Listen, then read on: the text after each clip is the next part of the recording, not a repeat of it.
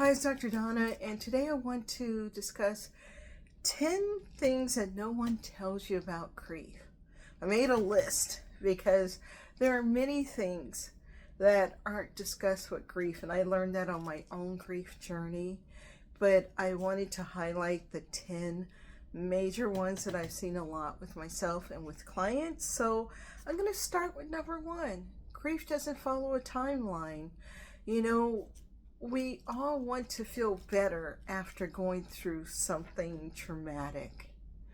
And grief is something that doesn't fully go away. I do feel like it could be transformed, and therefore you can make a life despite going through a situation of grief. And when I discuss grief, it's not just losing a loved one. It could be a divorce, it could be a traumatic event, it could be grieving an assault, it could be there's many forms of grief, right?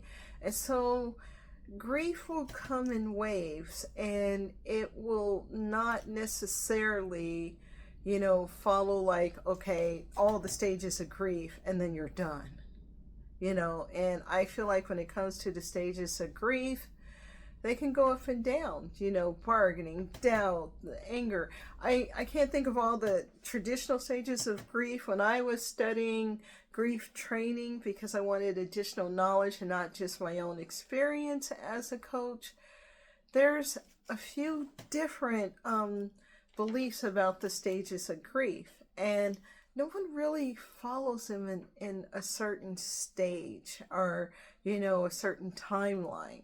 So you're going to feel what you feel when you feel it, and allow yourself to feel your emotions. Now, the body remembers. Remember, grief isn't just emotional. It isn't just the mind. It's somatic. It's in the body. Everything that happens to us gets stored in the body. There's a book, The Body Keeps the Score. I forgot who wrote it, but it's a popular book. And it will talk about how you can have anxiety, digestive problems, stress, tightness. Your health can change, and you can think, why is my health falling apart? I'm grieving and my health is falling apart. I know for me, I had a lot of digestive problems start taking place, like irritable bowel, different symptoms along those lines for me, and I had to find a way to solve it. And a lot of solving that problem was doing somatic work to help with my grieving. And so if you notice that your body's responding differently after loss, it's more than likely a grief response. Do seek professional help to help you with it, because things can get worse. Some people get really sick after losing someone, and so you want to take care of your health. Now, another thing is that your relationships will change. Now, that is something that I noticed. I wasn't the fun Donna anymore, right? Because I went through a period when I would go out dancing parties. I was all fun. And people who want to be in fun mode and they're avoiding their own pain and stuff, their own issues, they will avoid you. So I lost friends. Some people didn't want to be around me because they didn't want to deal with anything heavy. People who are avoiding stuff in their own life are not going to be around you when you go through something tough. I lost a kid that scared parents. I heard weird sayings like, oh, well, I prayed over my kids. You think I didn't? You're going to hear all sorts of stuff when you lose, a loved one, when you go through a big grief.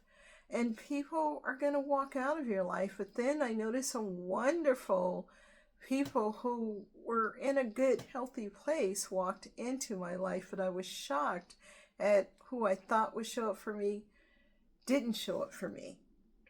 And so my identity changed. That's another thing. Number 5. And your identity will change how you relate to the world and to other people. How you view people, who you trust, who you don't trust. You're gonna not be the same person before the loss, before the trauma.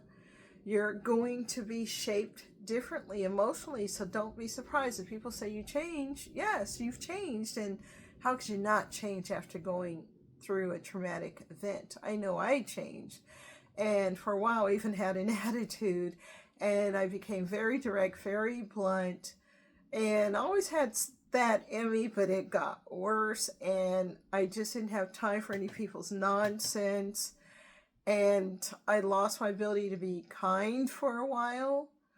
And so, yes, grief will change you.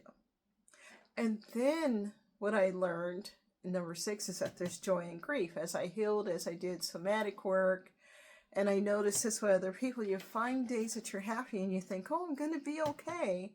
And then you may have another day where you're grieving again. And that's normal because you don't get over grief. So if you're having a good time, you're laughing and you're enjoying yourself, don't go to the place of, oh, this means I'm okay and everything's going to be fine.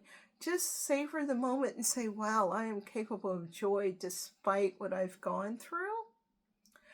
And then if you have a moment after that where you're grieving, don't feel like you fell back or you slipped back or something. No, you're being human. You're having human experiences, and grief is now part of your human life experience. Now, I do believe that we can have a lot of joy in our life and happiness and plans and goals after losing someone, but it takes some time to get there, right? You probably have to fall to your knees. You're probably going to feel broken for a while, devastated, wondering what now, what's next, and eventually you'll find your way through it. And I realized that grief is such a journey, and it took a lot of inner work to be okay. Now, I want to talk about how grief does come in waves.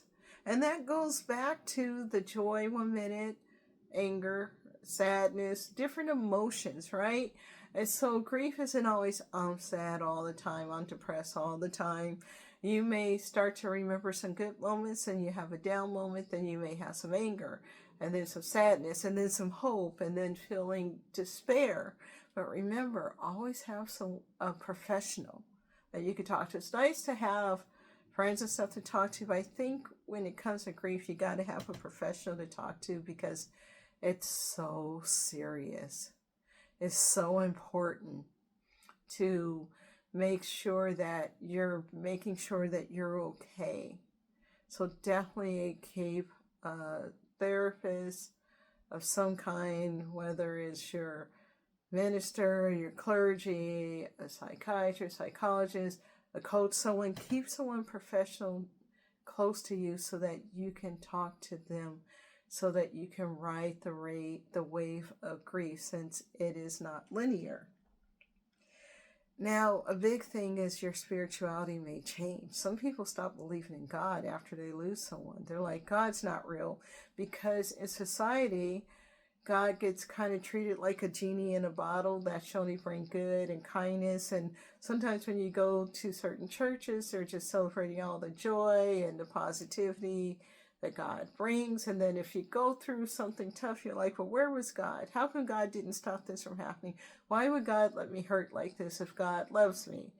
And so for those who believe in God, you may stop, or you may get angry at God. You may feel very challenged in spirituality. You may feel like, oh, where do I go from here? You may just shut off all of your faith, and that's normal. And if you're someone who doesn't believe in God, you may have a different approach. Maybe you may seek spirituality, trying to look for meaning. Maybe you won't. So do realize that your spiritual beliefs, whatever they are now, they can shift after going through loss. Now, I want to talk about this society deadline when it comes to grief. And we know it exists. People want you to grieve real hard, heavy cry, kick and scream. But then they want you to be over it in a couple of months because they're uncomfortable, right?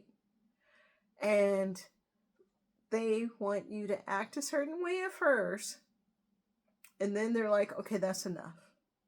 And if you're still grieving, they're like, get over it. How come you're not over it? You don't get over grief.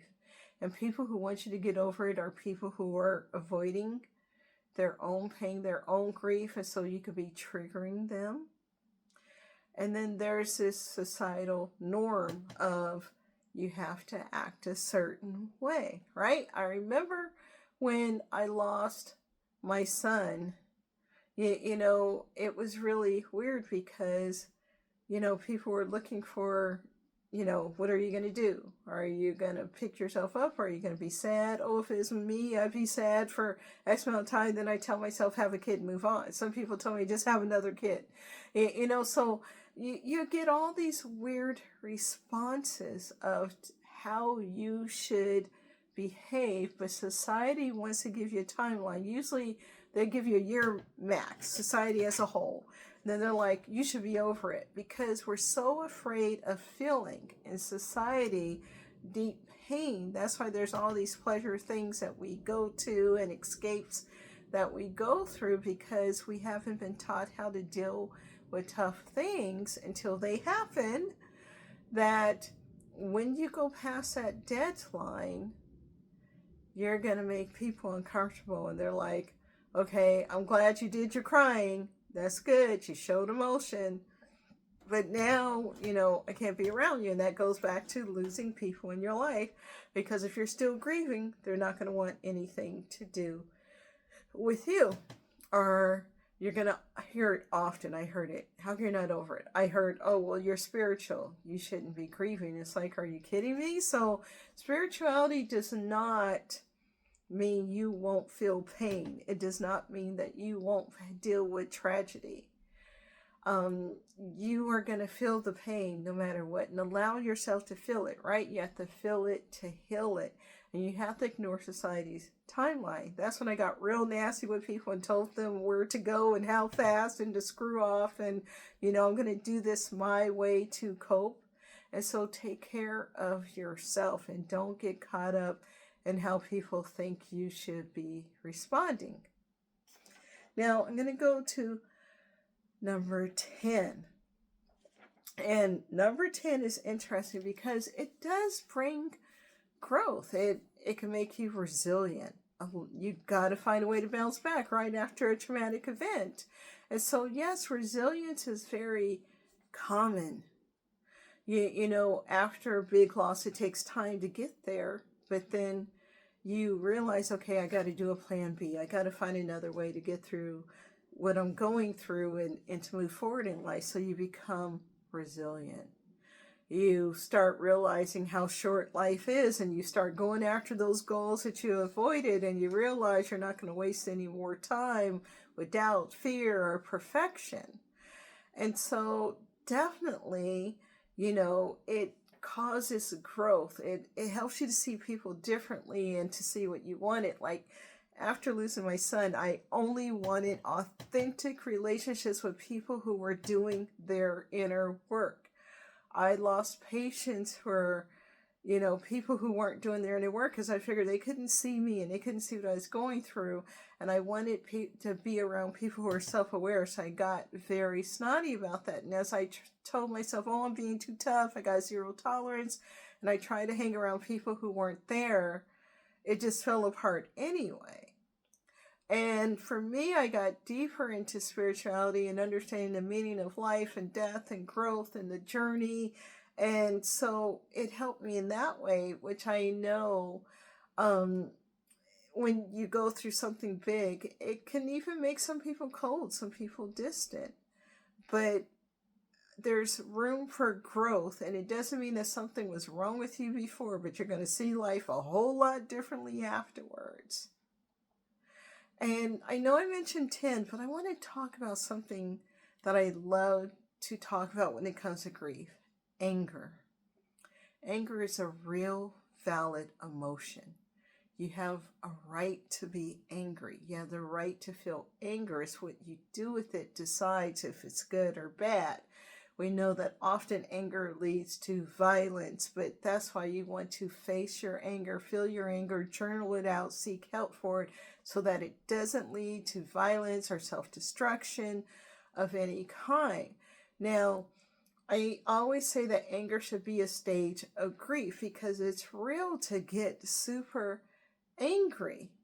And I know I was angry for some time, the way that people responded to me, that this would even happen. He was my only kid. I already lost parents. I've been in foster care. I've been through enough. Why do I need to go through this? And then I realized under all that anger, what? It's just sadness, right? It's sadness bodyguard is what anger is. And I said, okay, if I feel the anger, I could get to the sadness and I could get to the healing. So I encourage anger in a healthy way. Society has to stop making it as anger is just bad, bad, bad, bad. No, anger is a messenger. And when I've had angry clients or clients get mad at me, I say, something's making you sad and you need to get to that point. We need to get there. And so don't ignore anger. Now, this concludes the 10 reasons plus the extra reason of what people do not tell you about grief. I hope this helps, and feel free to leave a comment. Thank you.